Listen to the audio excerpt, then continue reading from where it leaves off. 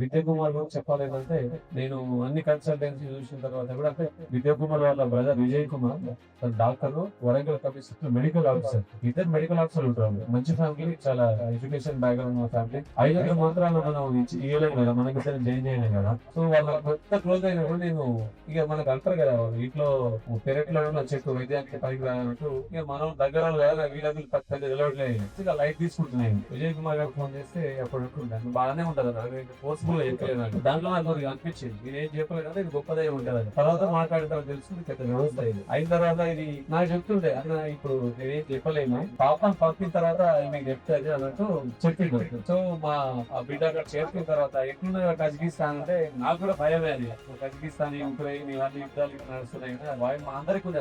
అక్కడ పోయిన తర్వాత చెప్తుంది, బాబాయ్ జీవికి అంటే ఒక ప్రాంక్ బాబాయ్, జీవికి అంటే అంత భయపడుతున్నాను, నాకు అసలు టచ్ కూడా చేయట్లేదు. నేను చాలా ఇంప్రెస్ అయినా. అది వాస్తవానికి అంటే ఏం చెప్పలేదు, ఎందుకంటే నాకు చెప్పే ప్రయత్నం కూడా చేయలేదు వాళ్ళు. అంటే నేను నాకున్న అప్రోచెస్ లో సో ఈ జీవికి అన్నది ఇంత గొప్పగా ఉంటుందని నేను చాలా ఆశ్చర్యపోయి అవుతున్నాను. ధైర్యంగా ఉండాలని, మనకంటే తోపులు ఇవ్వలేనంత గొప్పగా ధైర్యంగా చదివి గొప్ప గొప్ప పౌరులు ఈ దేశ ఖ్యాతిని హిమాలయ శిఖరం ముందు స్థాయికి తీసుకెళ్లాలని మనసారా కోరుకుంటూ ఈ జీవిక వ్యవస్థ మరింత మందికి మంచి సేవలను ఇవ్వాలని కోరుకుంటూ జై